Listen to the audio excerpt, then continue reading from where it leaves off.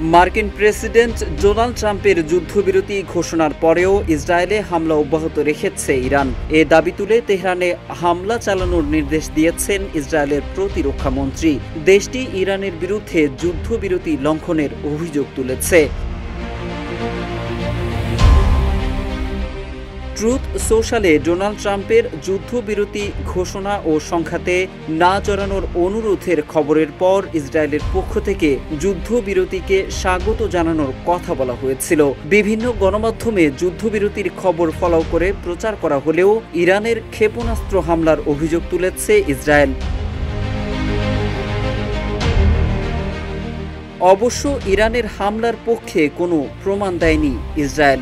মার্কিন প্রেসিডেন্টের ঘোষিত যুদ্ধবিরতির শর্ত ভঙ্গের অভিযোগ এনে কাজ তেহরানে শাসক গোষ্ঠীর অবস্থানে তারা সর্বোচ্চ মাত্রার পাল্টা হামলার নির্দেশ দিয়েছেন বলে জানিয়েছেন।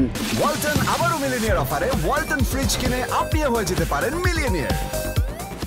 ইসরায়েলের পক্ষ থেকে তেহরানে হামলার এমন তথ্য যুদ্ধবিরতি ভেস্তে যাওয়ার ইঙ্গিত দিচ্ছে। ইসরায়েলের প্রতিরক্ষা মন্ত্রী আরও জানান, যুদ্ধবিরতির যে কোনো লঙ্ঘনের কঠোর জবাব দেওয়া ইসরায়েলের সরকারের নীতি। সেই নীতির অংশ হিসেবেই এ সিদ্ধান্ত নেওয়ার কথাও জানিয়েছেন তিনি। এর আগে আইডিএফ জানিয়েছে তারা ইরান থেকে ছোড়া একাধিক ক্ষেপণাস্ত্র শনাক্ত করেছে। এদিকে ইসরায়েলি আইন প্রণেতারা তেহরানের বিরুদ্ধে পাল্টা হামলার আহ্বান জানিয়েছেন।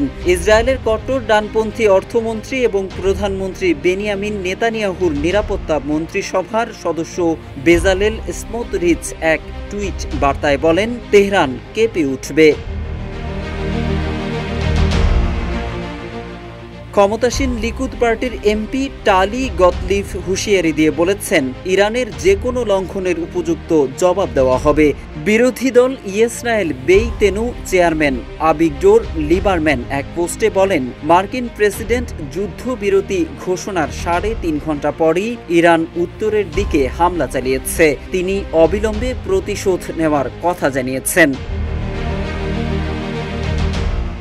এর আগে ইরানের বিরুদ্ধে সংঘাতে ইসরায়েল সকল লক্ষ্য অর্জন করেছে বলে দাবি করেছেন বেনিয়ামিন নেতানিয়াহু। বিবৃতিতে পারমাণবিক ও ব্যালিস্টিক ক্ষেপণাস্ত্র দুই দিক থেকেই ইরানের তাৎক্ষণিক ও অস্তিত্বগত হুমকি নির্মূল করার দাবি করা হয়েছে।